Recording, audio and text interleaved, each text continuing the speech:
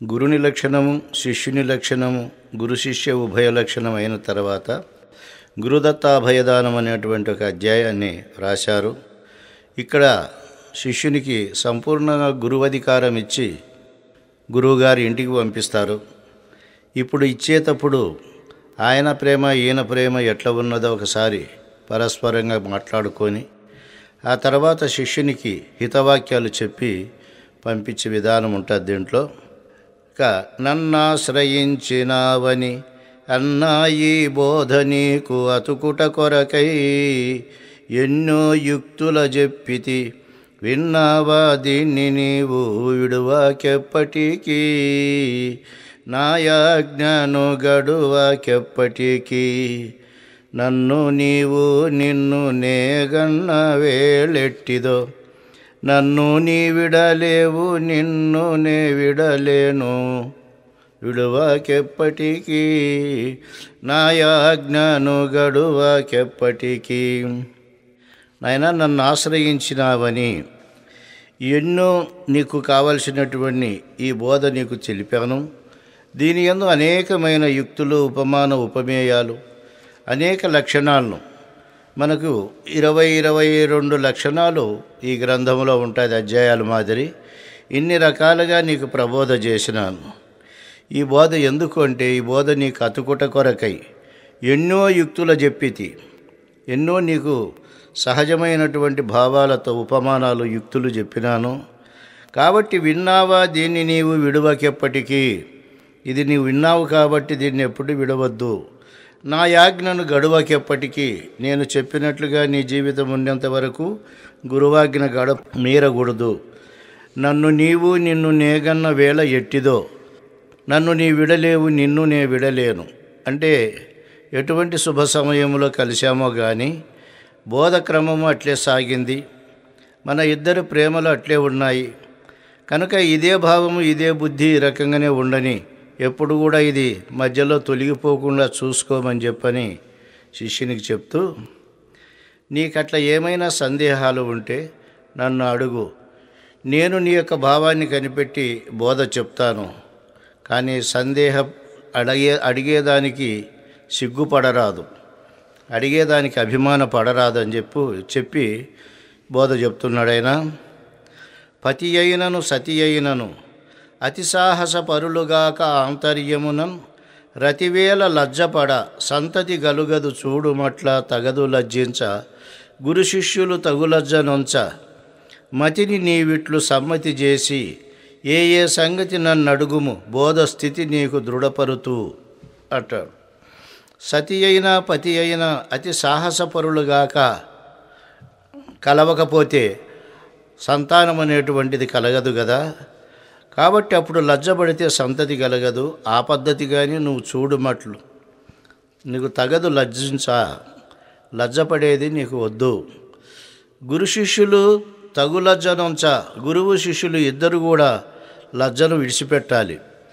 కాబట్టి మతిని నీవిట్లు సమ్మతి చేసి, నేను చెప్పిన పద్ధతిగా సిగ్గు విడిచి నీ మతిలో ఏ ఏ భావాన్ని అయితే సమ్మతి చేస్తావో, ఏ ఏ సంగతి నీకు కావాలనో ఆయా సంగతి అంతా నన్ను అడుగుము, బోధ స్థితి నీకు దృఢపరుతూ, బోధ స్థితి కలిగేటట్లు చెప్తానైనా అని చెప్పి శిష్యునిలో సందేహాన్ని, సంశయాన్ని కడకు దోచేటట్లుగా గురువుగారు బోధిస్తూ ఇంకా ఒకటి చెప్తాడైనా. రతి కొరకు కాదే సతి పతికి అతిహితమతి సేవ చేయు, నటువలి బోధ స్థితి నీకు కుదురుటకు సమ్మతితో గురు సేవ చేయు, మానీతింత అభిమానము పోని నీదంతా, అతనికి దయ వస్తే అరనిమిషమున బోధ స్థితి నీకు కుదిరించు, సిగ్గు విడిచికొల్వు మానీతివంత అభిమానము పోని నీదంతా. నాయన, పతి సుఖము కోరే సతి మొగినికి ఎన్నో రకాలుగా సేవలు చేస్తుంది. ఆ భావాన్ని గుర్తెరిగి నీవు కూడా సందేహం అనేటువంటి దాన్ని తీర్చుకునేదానికి, గురుని బోధ అనే రతిని పొందేదానికి నువ్వు సమ్మతితో గురుసేవ చేయునాయన. అభిమానము పోని నీదంతా. అందుకు అభిమానము పోని నీదంతా, నీకు ఏమేమి అభిమానం ఉంది? అనేక అభిమానాలు ఉన్నాయి. శాస్త్రాభిమానం ఉంది, లోకాభిమానం ఉంది, దేహాభిమానం ఉంది, మతాభిమానం ఉంది, అనేక రకాలైనటువంటి మోక్షభ్రాంతితో ఉన్నటువంటివి ఎన్ని అయితే ఉన్నాయో అన్నీ ఉన్నాయి. కాబట్టి ఆ అభిమానం అంతా పోయే వరకు సేవ చేయి. ఈ గురువాక్యానికి ఎంత సేవ చేస్తే అంత దృఢమవుతుంది. అందుకు స్థితి కుదిరేదానికి సమ్మతితో ఎప్పుడు కూడా గురుసేవ చేయాలి. అభిమానమంతా పోగొట్టుకోవాలి. అతనికి దయ వస్తే అరనిమిషమున బోధ స్థితి నీకు కుదిరించు, సిగ్గు విడిచి కొలువు మానేతి వంత. ఆ గురుదేవునికి దయ వస్తే అరనిమిషం చాలు నీకు పరిపూర్ణ బోధ తెలియజేస్తాడు. కాబట్టి ఆయన చేసేదానికంటే నీవు ఆ బోధను, ఆ చెప్పేటువంటి వాక్యాన్ని ఖచ్చితంగా అతికేతట్లు అనుభవాన్ని సంపాదించుకుంటే ఆయన చెప్పేది ఎక్కువ టైం పట్టదు. ఆ టైం పట్టకుండా ఉండేదాన్ని గ్రహించే శక్తి నీకు ఉండాలి. అందువలన అభిమానం పోని నీదంతా అన్ని అభిమానాలు వదిలి గురువుకు ఎరుక యొక్క స్వరూపాన్ని మొత్తం గురుదక్షిణగా దారపోసి గురువు యొక్క వాక్యాలు వింటే ఇది నీకు కుదురుతుంది అని చెప్తూ, ఇంకా నేనేమైనా సంశయం దాచిపెట్టుకున్నానేమో అని చెప్పి నువ్వు అనుకుంటావేమో, అది కూడా ఉండకూడదని చెప్తూ, నీ మానసమున సంశయం ఏమాత్రము నిలుపబోకు మికనాతోడే నా మాట నిశ్చయము, నేనేమాత్రము దాచలేదు నీతోడు సుమ్మి, ఇంతకు మిక్కిలి ఇక లేదు లెమ్మి, నా మీద తలపుంచు నన్ను మరువక, ఇక నేను నీ మీద దయ ఉంతు, నిజమెందుకు ఇదే ఒట్టు పెట్టుకొని చెప్తున్నాడు. నాయనా, నీ మానసమున సంశయము ఏమాత్రము నిలుపబోకు. మా గురువుగారి దగ్గర ఇంకా ఏమో విద్య దాచిపెట్టుకున్నాడేమో అని చెప్పి సందేహం పడొద్దు. ఇక నాతోడే నా మాట నిశ్చయము అంటే నిజముగా చెప్తున్నాను, నేను ఏమాత్రము దాచలేదు, ఏది కూడా రహస్యాలను నేను దాచుకోలేదు. ఒట్టు నీ తోడు సుమ్మి, ఇంతకు మిక్కిలి ఇక లేదు లెమ్మి, ఇంతకంటే గొప్పది ఇంకా ఎప్పటికీ లేదు. ఎందుకు అంటే గురువుగారి మాట చెప్పాల్సింది. గురువు చెప్పినా శిష్యుడు సందేహరహితంగా సమాధానం చెబితే గురువుకు బోధ అతికినట్ల. ఎట్లా అంటే దీక్షితుల వారు 8 ఉపమానాలతో సూచన చేస్తారు. నాయనా పరిపూర్ణము ఆ ఎదురుగా కొండ ఉన్నట్లు ఉందిరా అంటాడు. గురువు ఆ ఉపమానం పనికిరాదు. ఆ కొండ మందు పెట్టి పేలిస్తే పగిలిపోతుంది. అది ఒక చోటు ఉంటే ఇంకొక చోట లేదు. కానీ మీరు చెప్పినటువంటి సకల దేశాలలో ఉంది. దాన్ని ఎవడు కూడా పేల్చలేడు, ఎవరూ చేయలేరు. ఆ ఉపమానం పనికిరా స్వామి అంటాడు. ఓహో, నా శిష్యునికి చక్కగా అతికింది అంటాడు. అందుకని ఆయన ప్రత్యక్షంగా సూర్యుడు ఉన్నట్లు ముందిరా పరిపూర్ణం అంటాడు. ఆ ఉపమానం కూడా పనికిరా స్వామి. సూర్యుడు పగులుంటే రాత్రి లేడు, రాత్రి లేనటువంటి వాడు పగులు లేనివాడు, ఒక చోటు ఉంటే ఇంకొక చోట లేడు. అట్లా పరిచ్ఛిన్నమైన వస్తువు కాదు మీరు చెప్పిండేది. ఇది సకల దేశాలలో సర్వకాలాలలో రాత్రి పగులని తేడా లేకుండా ఉంది.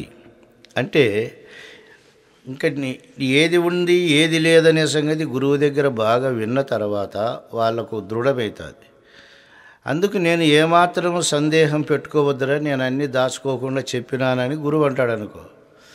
అయినా కానీ ఈయనకి దృఢం కాకపోతే అదేదో ఒక సందేహంగా మిగులుతుంది. అందువలన దృఢమైన వాక్యాలనే మళ్ళా శిష్యుడికి చెప్పి, ఏరా నువ్వెవరు వెనకాల అడుగుతాడో ఆ రకంగానే వస్తుంది. అది పరిపూర్ణం అంటే ఏది ఆ రకంగానే వస్తుంది. కాబట్టి నీతోడు సుమ్మి, ఇంతకు మిక్కిలి ఇక లేదు లెమ్మి, నా మీద తలపుంచు నన్ను మరువకిక, నేను నీ మీద దయ ఉంతు, నిజం ఎందుకు ఇదే ఒట్టు. ఇంకా జీవితం అంతా గురు శిష్యులు ఎట్లుండాలి? గురువుని మర్చిపోకుండా గురుస్మరణ శిష్యుడు చేయాలి. గురుడు అనుగ్రహపూర్వకంగా శిష్యుణ్ణి ఎప్పుడూ ఆశీర్వదించాలి. ఇంకా ఇంతే ఎల్లకాలం బోధ అది ఇది అనేటువంటివి ఇంకా ఎక్కువ కాలం ఉండవు. కాబట్టి ఇంక నీకు చెప్పేటువంటి ధర్మం ఇదేనాయనా అని చెప్పని అంటాడు. నీ గురు బోధను నీచే బాగుగా విని నిందజేయు భ్రష్టుల మాటలు లోగుని విడిచే విధి, నీకే గురుడీలాటి బోధ ఎరిగించడోయి, ఎరుకలోదే ఎరిగించునోయి. ఆ గురు బోధల నన్ని నేను ఎరిగుండి, నా గురు బోధనే నయముగా నీకిస్తీ. నాయనా, నీ గురుబోధను నీచే బాగుగా విని ఆ తర్వాత నింద చేస్తారు కొందరు భ్రష్టులు. అది అంతేనా, ఇది ఇంతేనా, ఇట్లా మోక్షం ఉందే అదని. కానీ అటువంటి భ్రష్టుల మాటలు నువ్వు మనసులో పెట్టుకొని ఇది విడిచేవు. నీకు ఏ గురుడు ఇలాంటి బోధ చెప్పాడు. ఇంకేం చెప్తాడు? ఎరుకలోదే ఎరిగిస్తూ ఉంటాడు, అది చేయి ఇది చేయి అని చెప్పి. అట్లా ఎరిగించేటువంటిది నీకు పనికిరాదు. ఆ గురు బోధలు నన్ని నేను ఎరుగుండి, తారకము సాంఖ్యం అమనస్కం అష్టాంగ యోగాలు మరి కావలసినటువంటి యొక్క యోగ విద్య, భక్తి జ్ఞాన వైరాగ్యాలు, ఇవన్నీ ఆ విద్యలన్నీ నాకు తెలిసే నీకు ఈ విద్య చెప్పినాను. ఆ గురుబోధలన్నీ నేను ఎరిగుండి నా గురుబోధనే నయముగా నీకిస్తే ఇంత గొప్పగా సంపాదించుకున్నటువంటి విద్య భ్రష్టుల మాటలు విని పోగొట్టుకోవద్దు నాయన, జాగ్రత్తగా పెట్టుకోవాలి చెప్పని అంటాడనమాట. నిక్కముగా బీరపీచుల చిక్కుసుమి విచ్చరాదు చెయ్యి ఎరుకను మక్కువనే బోధించిన చక్కని బోధాగ్ని చేత సాధించుపోరా, విచ్చే చింత చాలించుకోరా, చొక్కమవు ఈ బోధకెక్కడ ఈడవును, తక్కిన బోధల దిక్కు చూడక దీన్ని సాధించుపోరా అంటాడు. నిక్కముగా బీరపీచుల చిక్కు ఇది. ఎన్ని రకాలుగా అల్లుకుంటానే మళ్ళా అది సందేహాలు పెట్టుకొని వస్తూనే ఉంటుంది. కాబట్టి ఇంక నేను చెప్పినటువంటి ఈ చక్కని బోధాగ్ని చేత దాన్ని కాల్చేయి, సాధించుపోరా, విచ్చే చింత సాధించుకోరా. ఇక వీటికి నీకు చింత అంతా తీరిపోతుంది. కనుక చొక్కమవు ఈ బోధకు ఎక్కడ ఈడవును, శ్రేష్టమైనది నిజమైనటువంటి చొక్కమైన ఈ బోధకు సమానమైన బోధ ఈ ప్రపంచంలో ఎక్కడా లేదు నాయనా. తక్కిన బోధల దిక్కు చూడకు, ఇంక మిగతా బోధలను ఏవి కూడా నువ్వు పాటించవద్దు, చక్కగా దీన్ని ఆచరించు. అందువల్ల నిక్కముగా బీరపీచుల సిక్కుసుమి విచ్చరాదు. ఇది ఒక పక్క బీకేస్తుంటే ఒక పక్క పుడతా ఉంటుంది. చీ ఈ ఎరుకను మక్కువనే బోధించిన చక్కని బోధాగ్ని చేత సాధించుపోరా. ఆ ఎరుక యొక్క లక్షణం బీరపీసు చిక్కులాగా ఉంటుంది కాబట్టి ఇంకా నేను చెప్పినటువంటి ఈ ధర్మాన్ని బట్టి సాధించుకొని అయినా అంటాడు. ఇక మన ఇద్దరి ప్రేమ ఎట్లా కలిగిందో ఒక ఉపమానంతో చెప్తాడు. అడివి ఉసిరికయు జలనిధి బొడమిన లవనంబటంచు పొగడిన రీతిన్ పుడమిని ఈ స్థలమందున కడువేడుక నీవు నేను గలసుట వినరా, నీ నా ప్రేమ గలిసె కనుగొనరా, విడలేవు నీవు నన్ను విడలేను నే నిన్ను, పొడజూచి నీవు నేను ఎక్కడబోక నిలచి ఇట్లు గలసుట వినరా. అంటే అడవిలో పుట్టిన ఉసిరికాయ, సముద్రంలో పుట్టిన ఉప్పు రెండూ కలిసి ఉసిరికాయ అయినట్లుగా ఈ స్థలములో మరి దయాసాగరుడైన సద్గురుమూర్తి సముద్రం నుండి ఉప్పుగా వచ్చి ఎక్కడో అడవిలో పోసిన కాయను ఊరబెట్టి దానికి గొప్ప రుచిని తీసుకొచ్చి పెట్టినాడు. కాబట్టి ఈ స్థలమందున మనం ఇద్దరం కలుసుట చాలా గొప్ప విషయం. నీవు నేను అట్లా కలిసినాము నాయన. అందువలన నీ నా ప్రేమ కలిసి కనుగొనరా. నీ నా ప్రేమ ఈ రకంగా అడవి ఉసిరిక జలనిధిలో పడినటువంటి ఉప్పు ఈ రెండు కలిసినట్లుగా కలిసినాము కనుక విడలేవు నీవు నన్ను విడలేను నేను నిన్ను, చూచి నీవు నేను ఎక్కడ పోక నిలచి ఇట్లు గలసుట వినరా అని చెప్పని తన యొక్క సఖ్యతను తన యొక్క ప్రేమాభిమానాన్ని గురుదేవుడు చక్కగా ప్రబోధిస్తూ ఇక హితవాక్యాలు చెప్తున్నాడు. పెద్దల నింద యొనర్చకు, పెద్దల సేవించు కొరకు పెరిదివియకు, ఏ పెద్దలతో వాదించకు, పెద్దలు చెప్పేటి శుద్ధి పెడచెవుల వినకు, పెద్దలు నడిచే నడక ఏమనకు, పెద్దల కన్ననే పెద్దనంచనుకోకు, పెద్దల కనుగొన్న ప్రియముతో మ్రొక్కుము. ఈ అన్ని హితవాక్యాలు. నాయన ఎప్పుడైనా కానీ పెద్దలను నింద చేయవద్దు. పెద్దలను నిందించే అలవాటు పడితే అదే అలవాటు అయిపోతుంది నీకు. పెద్దల సేవించు కొరకు పెరిదివియకు, పెద్దలను సేవించేకి నమస్కరించేకి వాళ్ళకు సేవ చేసేకి ఎప్పుడు కూడా వెనకాడవద్దు. ఏ పెద్దలతో వాదించకు, ఈ మతస్థుడు ఆ మతస్థుడని అనుకాదుగా ఏ పెద్దలతో కూడా నువ్వు వాదించకు. పెద్దలు చెప్పేటి శుద్ధి పెడచెవుల వినకు. పరామరికగా ఏమిలే మా బోధ పెద్దది, వాడు చెప్పేది ఏమిడిది అని చెప్పి అట్లా పరామరికగా వినకూడదు. పెద్దల కన్ననే పెద్దనంచు అనుకోకు, పెద్దలు నడిచే నడక ఏమనకు. పెద్దలకు కొన్ని ఏమైనా అలవాట్లు ఉంటాయి, బీడీ తాగేదో సిగరెట్ తాగేదో, దాన్ని మనం తప్పు పట్టుకుంటూ ఉంటాం. కానీ వాళ్ళ మోక్షానికి వాళ్ళ బంధానికి ఆ బీడీలు ఏం అడ్డం కావు. కొందరు సారాయి తాగే గురువులు ఉంటారు, అవి వాళ్ళకేం అడ్డం కాదు. కాబట్టి దాన్ని అంతా నువ్వు తప్పులు పట్టుకొని మాట్లాడకూడదు. ఆ అలవాటు నీకైతే బ్రాందీ తాగొద్దని ఎంపీలకు ఒకసారి మొరార్జీ దేశాయ్ పార్లమెంట్లో చెప్పాడు. చెప్తే ఒక ఎంపీ లేచి మీరు ఒక 6 నెలలు కంటిన్యూగా తాగండి, తర్వాత మీరు ఇడిచిపెట్టి మాకు చెప్పండి, నీకు ఆ సంగతే తెలియదు, నీకేం తెలుసయ్యా, తాగితే బాగుండదని చెప్తావని అన్నారు. ఇంకా చెప్పేది మానుకున్నాడు ఆయన. ఒరే ఇట్లా ఉంటే మంచిది కాదని. ఎందుకు అంటే ఆధ్యాత్మిక ధర్మాలలో గురుధర్మాలు వేరు, దేహతత్వంతో మనోతత్వంతో అలవాట్లు వేరు. ఈ అలవాట్లతో వాళ్ళేం చెడిపోతారని మనమేమనుకోకూడదు. అట్లని చెడిపోమని తాగమని మనం చెప్పకూడదు. ఎవరికైనా పెద్దలకు అటువంటి అలవాట్లుంటే వాళ్ళను మనము ఏమనకూడదు అని ఈయన చెప్పేది. ఎందుకంటే అనసూయ అత్రి మహామునికి 3 కొడుకులు పుట్టారు. దత్తాత్రేయుడు సత్వగుణ సంపన్నుడు, మహాజ్ఞాని. అట్లే చంద్రుడు రజోగుణుడు, మహారాగి, కామకుడు. దుర్వాసుడు మహాకోపి, తామసుడు. కానీ వాళ్ళు గురువు దగ్గర పొందిన పరమార్థము సమానంగా ఉంది. కానీ వాళ్ళు జన్మతో వచ్చిన లక్షణాలను వదలలేక ఒక్కొక్కడు ఒక మార్గంలో పోయినాడు. కాబట్టి పెద్దలను తప్పులు పట్టేటువంటి విషయాన్ని పెట్టుకోరాదు. అందువలన అన్నిటి ఒక పెద్దల నిందయొనర్చకు, పెద్దల సేవించు కొరకు పెరిదివియకు, ఏ పెద్దలతో వాదించకు, పెద్దలు చెప్పేటి శుద్ధి పెడచెవుల వినకు, పెద్దలు నడిచే నడక ఏమనకు, పెద్దల కన్ననే పెద్దనంచ అనుకోకు, పెద్దల కనుగొన్న ప్రియముతో మృక్కుము. ఇన్ని హితవాక్యాలు. ఎందుకంటే గురువు చెప్పితేనే శిష్యుని హృదయంలో ఆ భావాలు నిలబడి వాడిని కాపాడుతూ వస్తాయి. కాబట్టి గురువుగారు చెప్పేటువంటి ఒక లక్షణాన్ని చక్కగా వినాలి. అట్లనే పెత్తనమున ఏనుంగిల చెత్తను తినవలసే, చీమ చిన్నతనముననే హత్తుకొని తినును చెక్కెర, ఇత్తరి ఈ రెంట్లో నీకు ఇష్టమేదైతే చేకొనుమదే స్పష్టము ఇదైతే, పెత్తనమున చేటే పెంపొందుచుండును, చిత్తములో తెలియ చిన్నతనమే మేలు అని ఇంకా హితవాక్యాలు చెప్తాడు ఆయన. నాయన, పెత్తనమున పెద్దతనము చేత ఏనుగ చెత్త తింటుంది, చీమ చిన్నతనముతోనే హత్తుకొని చక్కెర తింటుంది. కాబట్టి ఈ రెంట్లో నీకు ఇష్టం ఏదైతే అది చేసుకో. నువ్వు పెద్దతనం వచ్చినా నాకేం బాధ లేదు, చిన్నతనమైనా నాకు బాధ లేదు. కానీ ఏది నీకు ఇష్టం అది చేసుకో. నా అభిప్రాయం అంటే పెద్దతనముతో చేటే వస్తూ ఉంటుంది. ఎప్పుడు పెద్దలకు విమర్శలు వస్తూ ఉంటాయి, చేటు వస్తుంది. చిత్తములో తెలియ చిన్నతనమే మేలు అని గురువుగారు చెప్పి, ఇక శిష్యులు వస్తే ఎట్లా చెప్పాలి అనేటువంటి దాన్ని చెప్తున్నాడు ఈయన.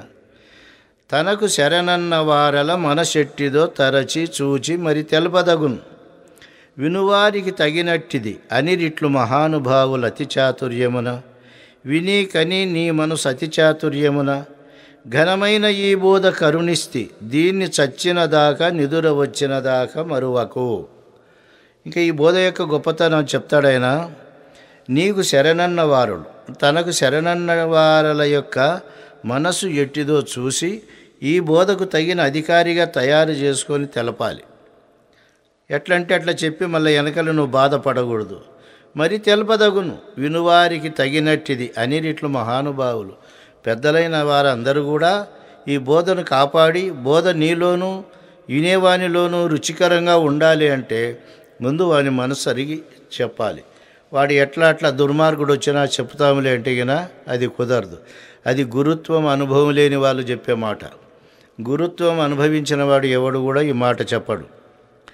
అట్లా మహానుభావులని అతిచాతుర్యమున, విని కని నీ మనసు అతిచాతుర్యమున, నేను ఈ రకంగానే నీ మనస్సును బాగా విని కని ఘనమైన ఈ బోధ కరుణిస్తి, ఘనమైనటువంటి ఈ పెద్ద గొప్ప బోధను నీ కరుణిస్తి. కాబట్టి నీవు చచ్చినదాకా నిదుర వచ్చినదాకా మరువాకో. ఇక నేనైనా ఇది ఒకటే పద్ధతి, చచ్చే వరకు నిద్ర వచ్చే వరకు. నిద్ర వస్తే నీకు బాధ లేదు, సస్తే బాధ లేదు. ఇంకా ఆ మధ్యలో నువ్వు గురువాక్యమును మరిస్తే నీకు మత పంచభ్రాంతి వచ్చి తగులుకుంటుంది అని చెప్పి గురువుగారి మాట చెప్పి ఇంకా లాస్ట్కు ఒక కందార్థం చెప్తున్నాడు ఆయన. చెప్పదగు గురుడు బోధను చెప్పిన పని చేసనేని శిష్యాగ్రణికిన్, చెప్పదగదు చెప్పిన పని తప్పని వాదించనేని దయదల్చి బోధ, ఇద్దరికుండదగునిట్టి మీద, చెప్పి ముందుగా బోధ చెప్పండి పనులన్నా చెప్పకూడదు వాడిని తిప్పలు పెట్టక. చెప్పదగు గురుడు బోధ, గురువుగారు ఎందుకున్నారు? బోధ చెప్పేకే ఉండారు. దయాసముద్రుడు, ఎవరికైనా చెప్పాలి. కానీ చెప్పిన పని చేసిన శిష్యునికే చెప్పాలి, అట్లా శిష్యాగ్రణికే చెప్పాలి. ఇంకా చెప్పదగదు ఎవరికి? చెప్పిన పని తప్పని వాదించి, సరే ఇప్పుడు ముందుగా బోధ చెప్పండి స్వామి, తర్వాత నేను పని చేస్తాలేనే వానికి చెప్పకూడదు, తిప్పలు పెట్టకుండా వానికి చెప్పకూడదు. అందుకు ఇద్దరికి ఉండదగునిట్టి మేధ. ఇటువంటి బుద్ధి గురువు శిష్యులకి ఇద్దరికీ ఉండాలి. చెప్పి ముందుగా బోధ చెప్పండి పనులన్నా, ముందుగా బోధ చెప్పి మళ్ళా పనులు చెప్పండి అంటే వానికి చెప్పకూడదు తిప్పలు పెట్టక. ఇది నాయన నువ్వు గురువై ప్రపంచంలో తిరిగేటప్పుడు ఈ హుషారులు, ఈ జాగ్రత్తలన్నీ కూడా నువ్వు తీసుకొని జీవించుమని చెప్పి గురుదత్తాభయదానం చేసి ఈ అధ్యాయాన్ని ముగించేస్తున్నారు. ఇది శ్రీమద్భాగవత కృష్ణ విరచిత ద్వైతాద్వైతరహిత పరమతత్వే గురుదత్తాభయదానం నామ 17 అధ్యాయः.